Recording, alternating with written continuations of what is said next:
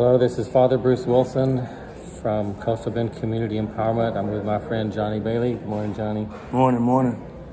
And we're going to just chat a little bit about the diversity of the homeless community. There's a tendency to make assumptions or generalizations or stereotypes about people who are on the streets. And that's not helpful, because people on the streets who are unhoused, unsheltered at the moment, they're not the same. They're just not the same. They're just as different as real people. So my friend Johnny here and I are just going to chat about the diversity of people who are experiencing homelessness, people who are going through that, and how they're different. Their needs are different. The outcome is different if we were able to help them, and so on. So I don't know, Johnny,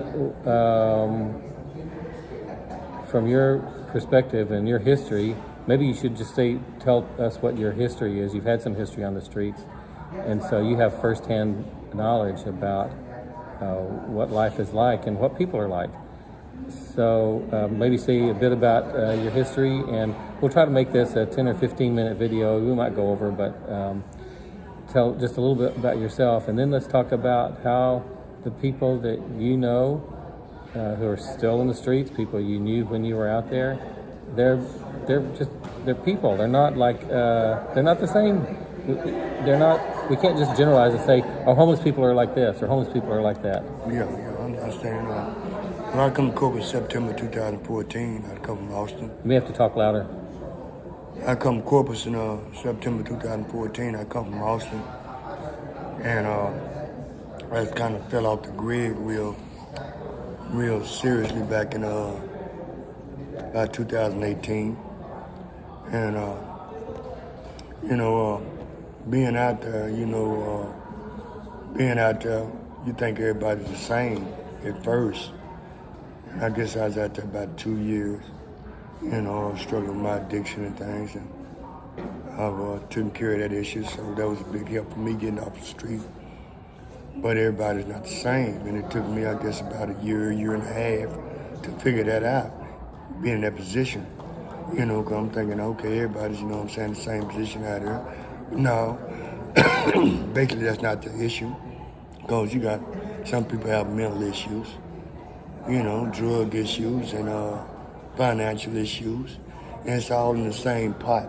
It's all in the same pot, you know what I'm saying? And but I think the biggest mistake is that when people pass by in a car, they automatically judge. You know what I'm saying? They're not looking at the depth of the person or what they're going through. That is homeless, they just want to be out here. That's not, like I said, it's not the case. Some have mental issues, some have drug issues, some have financial issues. You know what I'm saying? But I think the biggest part that I've seen out there is I would say the mental side. I think that overrides everything, because the mental side is that, they're very much stuck. That overrides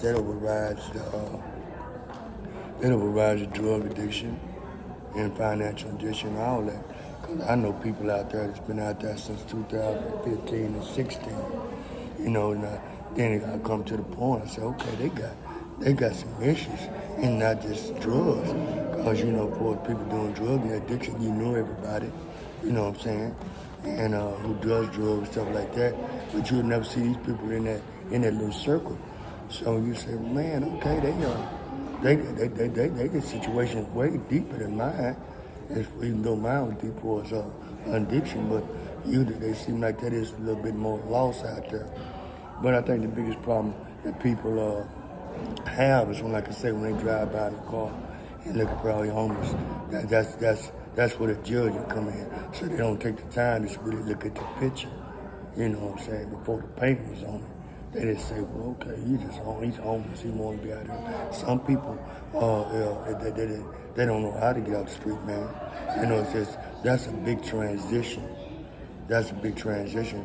It's been a big transition for me, too, because like I said, I was out there, about 2018, I got October 14, 2020. And it's just a transition, I'm making a transition from homelessness to taking the next step as far as getting a place to stay, you know what I'm saying, and getting used to different people. And that transition, man, I ain't say I'm struggling with that transition, but I mean, it's reality now.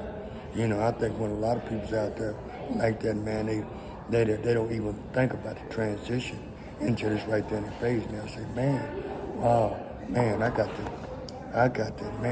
do this now. I got to take responsibility for things and like that. And they don't see that picture till it's right there in their face.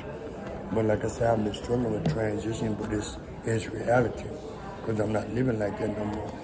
Like I said, I think that's the biggest issue when people get judged at. So I'm sure people judged you, but your story is your story, and your story is not like everybody else's story. Everybody's story, like I said, everybody's story is different, man. You know what I'm saying? From, like I say, from mental issue to financial issue, man, to, you know, everything, man. We can analyze some of those if we have time. Let me identify some of the generalizations or stereotypes people make.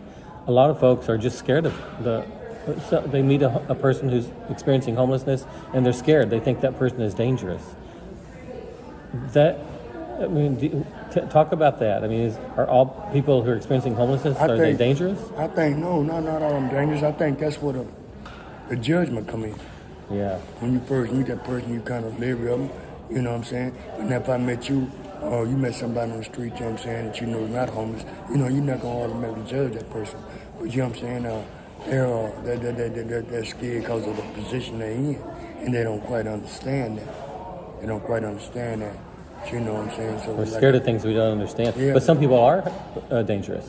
Some people are. Some people are. You know, okay, you got some normal people that's dangerous. Yes, so what's the difference? Right. You know what I'm saying? That's right. You got some people that live in $1 million homes that's dangerous. You got some people living in $100,000 homes that's dangerous.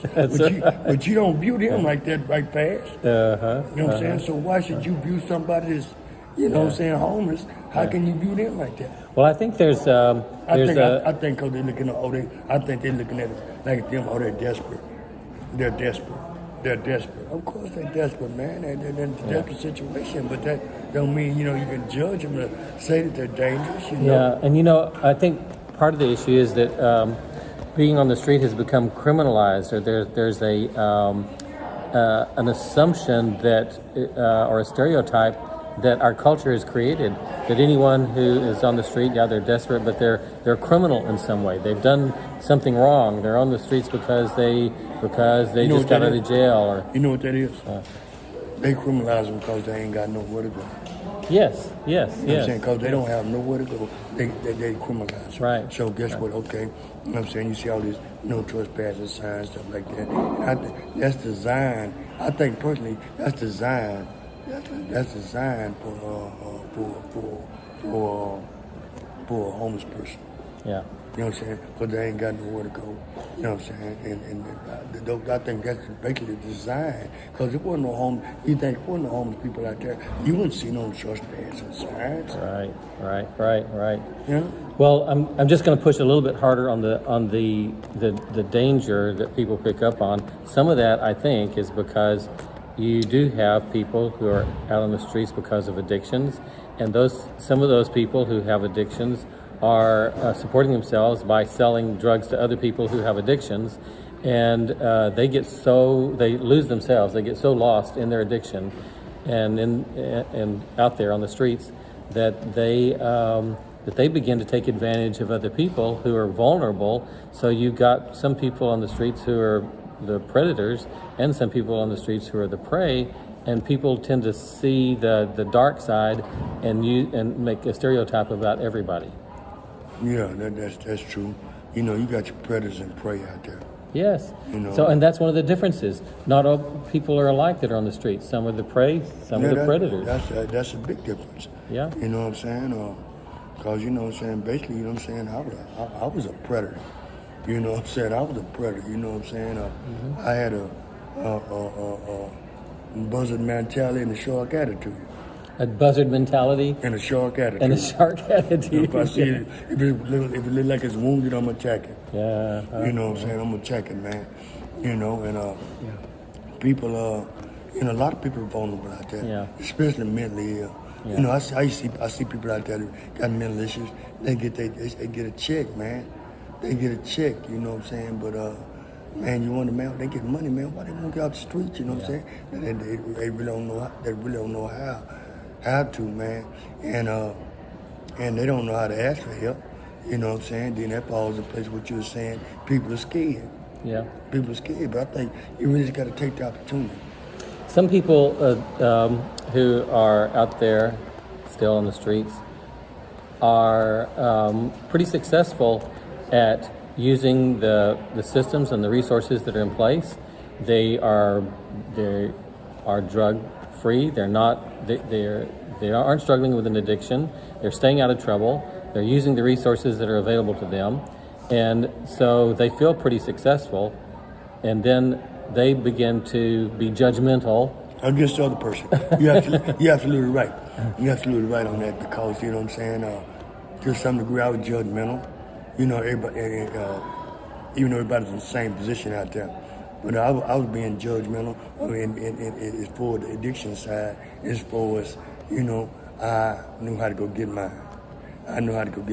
So a person that's up there and looking around every day hoping they can get some drugs, you say, man, what's wrong with them? You don't know how to go get it? You know what I'm saying? No, man, you know what I'm saying? You outside here in bed, you know what I'm saying? Boom, boom. So in that perspective, you know, I became judgmental and things like that, you know. Like if I can do it, why can't they do it? We tend to compare ourselves to other people and judge other people's struggles if we've handled them better, or if we think that we are somehow we're better than them. I mean, that happens. I'm gonna take it back to the story for us being judgmental. Yeah. I guess it's September 2020. Richard come to the street because his house had burned down, and he was diabetic, so he didn't have no way to get his insulin. Had to stay cold, and he come out there. He didn't know how to move in the street. You know what I'm saying? So I took up time with him. I knew he didn't know how to move around the street, go get this, go get that, and so I became judgmental. Like, man, he don't know how to do nothing out here. Okay, he wasn't used to that. You know what I'm saying? He wasn't used to that, you know. And but I showed him. I showed him and things like that. But if a person just met him and then sit down and have a conversation, you wouldn't even know what his issue was. Yeah. You know what I'm saying? You wouldn't know that. Okay, my house burned down. Man, I lost everything. You know, Right. I'm going through a divorce. You wouldn't know that. You just put him in the same box with me. Yes. You wouldn't even know. Right. You wouldn't know I had Right. addiction. Right. You know what I'm saying? Right. But you put him in the same category. Right. Oh, he's sleeping on the sidewalk. Right. So we judge everybody to be the Yeah, same. yeah. They're all alike, Yeah. but they're not all alike. Yeah. Okay, so maybe to wrap this up, let's talk about, so what helps, what can be done. It's not like, you told me the other day when we were talking about this, it's not like one size fits all. To help people who are on the street to find themselves, to get over their addictions, or to deal with their mental issues, or the trauma. We haven't even talked about trauma, which is at the root of most of this. But some people need one thing, some people need another to get off the streets. One size doesn't fit all, like you said. Let's talk about that. What is it? I mean, you have a path to get off the streets. Mm-hmm. Other people have a path to get off the streets. Some are like yours, and some are not. Can you talk about the diversity of what can be done? Well, I think,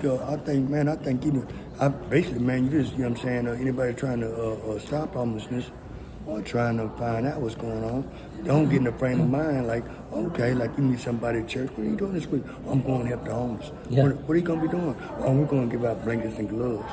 No, that's not the issue. You know what I'm saying? Get to know the person and, you know what I'm saying, try to form your little community. You know what I'm saying? That you deal with 4, 5, 6 people a day, you know what I'm saying, on a regular basis, then you get to know them, and then you can say, oh, their needs are different. Yes. Their needs are different. Thank you. But Thank you. But you have to get out there in the mud. You know what I'm saying? You just can't drive by and look at, like I say, you go to church and you know what I'm saying, and you ask your friend, man, what are you doing this week? Oh man, we're carrying stuff down to Mother Teresa's, we're carrying stuff down to the Salvation Army, and matter of fact, we're going to be handing out gloves and blankets, you know what I'm saying, to the homeless. You know what I'm saying? No, that's not the picture. Right. That's not the picture, even though you're helping. Right. You know what I'm saying? But it's more to it than that. Right. It's for helping. So I would say we have developed systems of helping other people that just perpetuate their problems. The systems that are in place to, quote, help people who are on the streets are actually just perpetuating the problem. The systems are part of the problem. We have to create systems that solve the problem. We need to just end homelessness. We need to just quit giving out gloves and scarves and making people more comfortable about being on the streets. That's not the maybe that's an immediate solution to people who are hungry or who are cold, but that's not the long-term solution. Let's talk about now, next, and later. Yeah. And later, what is it that we've got to be working on as soon as we get people fed and clothed? Then what's next? Some people in an apartment, some people like say people come out there and hand out gloves and sleeping bags and blankets and stuff like that. You know what I'm saying? When that's over, that's over. You know what I'm saying? They go home and we'll go out here and do the same thing next week. Okay, so how's that ending the problem? How's that solving the problem? Yeah. I think, you know what I'm saying, people got to sit down at the round table. You know what I'm saying? It's on the same note, same idea. How can we end this?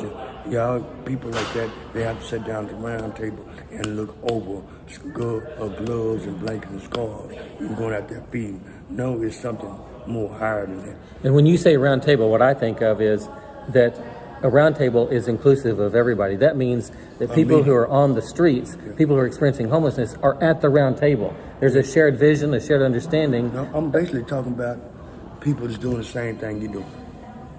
Sitting at the round table, just trying to resolve the situation, trying to come up with ideas. They need to sit down at the table and everybody get on the same note. Man, how can we do better than this? How can we curb this situation instead of this going down there feeding, giving out blankets, giving out gloves? Let's come up with some solution. Okay, then I'll put it this way, that if I want to get together with people who have the capacity and the resources to really help end homelessness, I don't know what that means unless I do what you said a while ago, which is to get to know some of my homeless friends, some of my friends experiencing homelessness that are on the streets. Get to know them, talk to them, find out who they are, find out their stories, their hearts, what it is that they need, and then and take their input, which means I would invite them to the table. I think it's not helpful to talk about them without them. It is helpful to bring them to the table. That's very important. It's very important. Because I remember one time, I guess about 2017, I was coming from Mother Teresa's, and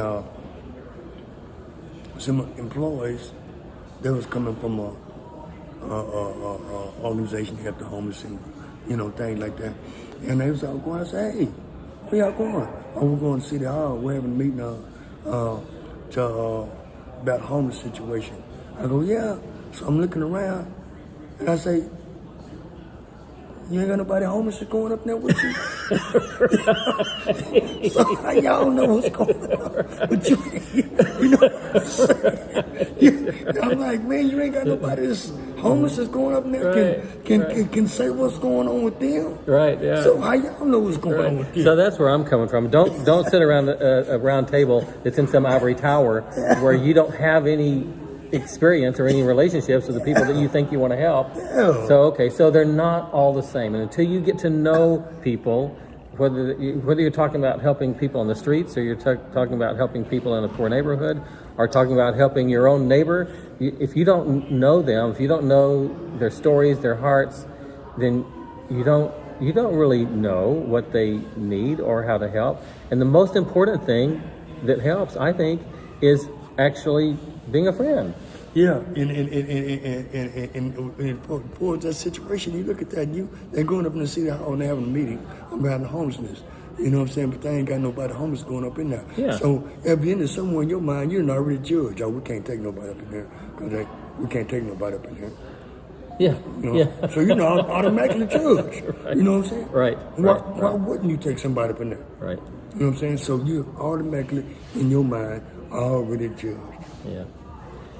Well, and that's what happens when you don't know that the people who are living on the streets are just as diverse and just as different from each other as real people, as people who are not on the streets, as any other community. The homeless community, in the homeless community, the people are just as different as anywhere else. That's right. So, well, thanks for talking about this. Yeah. I think it's very important.